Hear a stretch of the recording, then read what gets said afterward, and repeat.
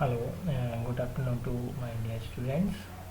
I am Dubey, Assistant Professor in Computer Science Department from Oriental College of Technology. And in last class we have covered some topics like a one-dimensional array initialization, one-dimensional array creation, and how to access the element from the one-dimensional array. तो इस lecture में जो है इसी के आगे वाला parts मैं कंटिन्यू करूँगा। लास्ट लेक्चर में यहाँ पर मैंने एरे को क्रिएट करना बताया था कि वन डायमेंशनल एरे को आप आइडेंटिफाई कैसे करेंगे, वन सबस्क्रिप्ट के थ्रू आप आइडेंटिफाई कर पाएंगे वन डायमेंशनल एरे को। एंड देन अपन ने देखा था यहाँ पर डिक्लेरेशन पार्ट कि एरे को डिक्लेयर कैसे किया जाता है, और एरे का जो साइज़ होता है उसका फॉर्मूला भी अपन ने यहाँ पर डिस्कस किया था, upper bound minus lower bound plus 1, और इसके थ्रू आप वैल्यू एरे के इंडेक्स वैल्यू से आप पता कर सकते हैं कि एरे का जो साइज़ है वो कितना है। फिर अपन ने बात करी थी इनिशियलाइजेशन की कि एरे को इनिशियलाइज कितने टाइप से किया जाता है। टू टाइप से इनिशियलाइजेशन यहाँ पर होता है, एक compile time initialisation and run time. तो कंपाइल टाइम पे जहाँ एरे डिक्लेयर हो रहा होता है वहीं पर अपन कर्ली ब्रैकेट्स के अंदर एरे वैल्यू पास करते हैं, तो उतनी वैल्यूज़ उस पर्टिकुलर इंडेक्स पे जो ऑर्डर आपने पास किया हुआ है, यदि 0 पहले लिया हुआ है तो 0 जो है फर्स्ट 0th इंडेक्स पे जाएगा, 5 जो है फर्स्ट इंडेक्स पे, एंड 4 जो है यहाँ पर इंडेक्स नंबर पे 0 1 2 3 यदि आपने लिया हो तो 0 नंबर पे फर्स्ट वैल्यू, थर्ड नंबर पे सेकंड, एंड थर्ड वैल्यू जो है सेकंड नंबर पे स्टोर होगी। 0 से इंडेक्सिंग सी के अंदर स्टार्ट होता है, ठीक है। और फिर अपन ने देखा था यहाँ पर जो प्रिंट कराया था एरे को, थर्ड इंडेक्स की वैल्यू को अपन ने प्रिंट कराया था, यहाँ पर डिस्प्ले जो होगा 40 होगा, ठीक है।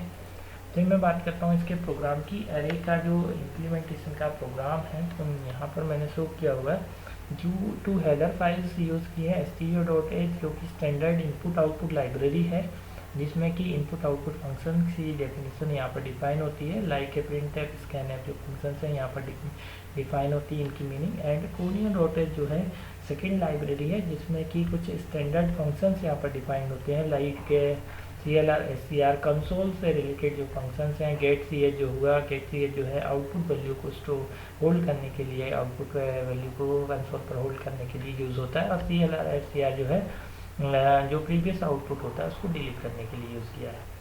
तो 2 हेडर फाइल लगाई हुई हैं। इसके बाद मैं लॉजिकल बॉडी के अंदर वाइड मेन फंक्शन के अंदर आता हूँ, और वाइड मेन फंक्शन आपको क्या करता है, यहाँ पर जो प्रोग्राम है ये मेन की बॉडी के अंदर अपन पूरा टास्क यहाँ पर एक स्टेटमेंट के थ्रू यहाँ पर कंप्लीट कराते हैं।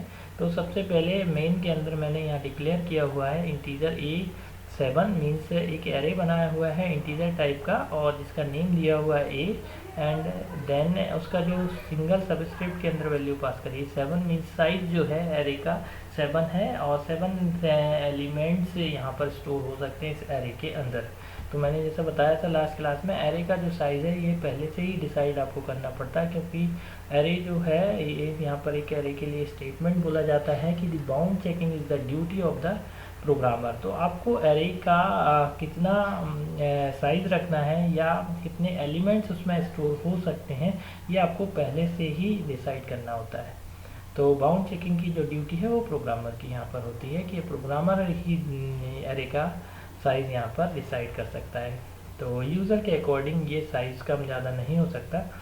तो यहाँ इंटीजर एरे A7 नाम से एक एरे बनाया गया है, और एक टेम्परेरी वेरिएबल लिया गया है i=0 से इनिशियलाइज किया है मैंने इसी को।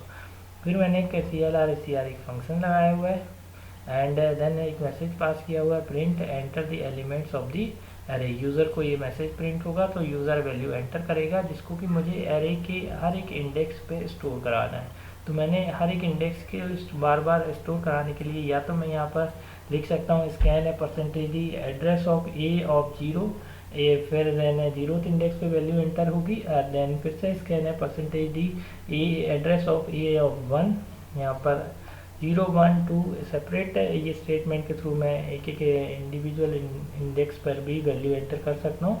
और बार बार मैं उस स्टेटमेंट को लिखने की बजाय मैं यहाँ पर फॉर लूप यूज़ करता हूँ, जिससे कि मुझे ये बार बार स्कैन पे बार बार यूज़ नहीं करना पड़ेगा यहाँ पर, और एक बार फॉर लूप के थ्रू ही ये सारे एलिमेंट्स एंटर हो जाएंगे।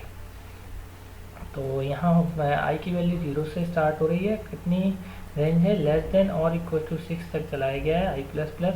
हर बार यूज़र एक वैल्यू एंटर करेगा जो कि यहाँ पर परसेंटेज डी और एड्रेस ऑफ ऑफ आई दिया हुआ है, आई की जो वैल्यू होगी उस इंडेक्स पे जाके वैल्यू यहाँ पर एरे के अंदर स्टोर होगी।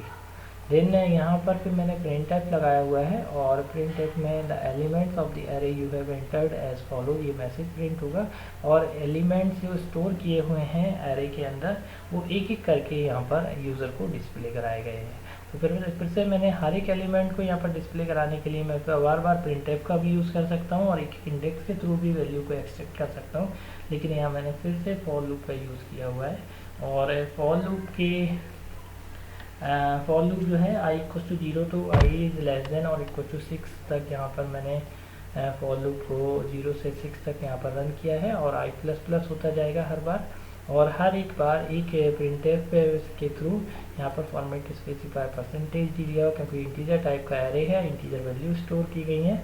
और यहाँ पर विदाउट n% के n% जो है एड्रेस ऑपरेटर है, मीन्स यहाँ पर जब भी वैल्यू स्टोर करानी होती है अपन को तो अपन उसको एड्रेस बताते हैं कंपाइलर को सी में कि किस लोकेशन पे जाके वो वैल्यू स्टोर होगी। तो स्कैन ऐप में जब अपन है n% ऑपरेटर का यूज़ करते हैं, लेकिन प्रिंट ऐप में अपन n% ऑपरेटर यूज़ नहीं करते क्योंकि ये उस पर्टिकुलर इंडेक्स की वैल्यू को डिस्प्ले करा रहा है। तो यहाँ पर प्रिंट है परसेंटेज डी विदाउट n% के यहाँ पर डायरेक्ट लिखा हुआ है ए ऑफ आई। तो आई मीन्स यहाँ पर जो भी आई की वैल्यू आई मीन्स यहाँ आई की वैल्यू पहले 0 होगी तो 0th इंडेक्स पे जो वैल्यू स्टोर की गई है वो डिस्प्ले होगी। देन फिर आई की वैल्यू 1 होगी तो फर्स्ट इंडेक्स पे जो वैल्यू होगी वो डिस्प्ले होगी। एंड ऐसे करते करते आई 0 से लेके 6 तक मीन्स 0 to 6 मीन्स यहाँ पर 7 एलिमेंट हो जाएंगे और 7 एलिमेंट जो है यहाँ पर यूज़र को डिस्प्ले होंगे एक एक करके। और यहाँ गेट सी जो फंक्शन लगाया गया है ये आउटपुट होल्ड करने के लिए है, तो आप जब तक एंटर प्रेस नहीं करेंगे तब तक आउटपुट जो है आपको यहाँ पर एरे का दिखता रहेगा।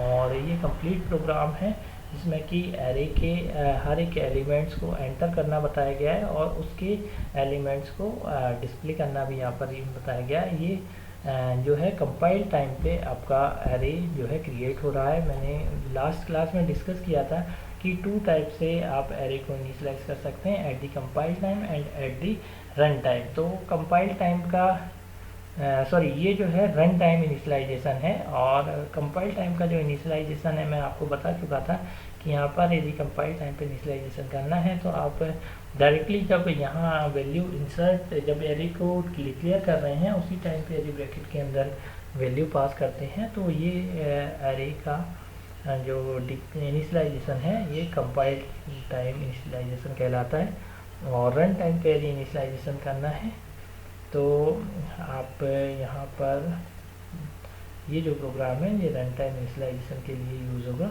और इसमें रन टाइम पर ही वैल्यू यूजर से यहाँ पर एंटर करवाई गई हैं और एरे की पर्टिकुलर लोकेशन पे जाके फॉर लूप के थ्रू अपन ने वैल्यू को इंसर्ट करवाया गया है। तो दोनों ही जो इनिशियलाइजेशन थे एरे के मैंने आपको यहाँ पर 1 डायमेंशनल एरे के दिखा दिए हैं। इसके थ्रू आप दोनों ही प्रोग्राम के थ्रू आप एरे को यूज़ कर सकते हैं। और यहाँ पर जो ऑपरेशन है ये एक ऑपरेशन यहाँ पर कंप्लीट हो जाता है, इसको अपन बोलते हैं ट्रैवर्सिंग ऑपरेशन। तो एरे के जो मैं नेक्स्ट स्लाइड में आपको बताने जा रहा था, नेक्स्ट स्लाइड में बताऊंगा कि एरे के कितने टाइप के ऑपरेशंस होते हैं या हर डेटा स्ट्रक्चर में कितने टाइप के ऑपरेशन परफॉर्म होते हैं। तो मेनली इंसर्शन और डिलीशन एंड ट्रैवर्सिंग ऑपरेशन यहाँ पर हर डेटा स्ट्रक्चर में परफॉर्म होगा। तो एक ऑपरेशन यहाँ पर कवर हो गया अपना एरे में ट्रैवर्सिंग ऑपरेशन। तो ये इसमें अपन ने देखा कि एरे के अंदर एलिमेंट जो स्टोर थे वो यूज़र को कैसे डिस्प्ले यहाँ पर हो रहे हैं। तो एक ऑपरेशन कंप्लीट हो गया है। नेक्स्ट स्लाइड में आपको मैं ऑपरेशन की स्लाइड होगी और उसमें मैं बताऊंगा कि इंसर्शन ऑपरेशन कैसे होता है और फिर उसके बाद अपन डिस्कस करेंगे डिलीशन ऑपरेशन कैसे परफॉर्म होता है। ठीक है, थैंक यू।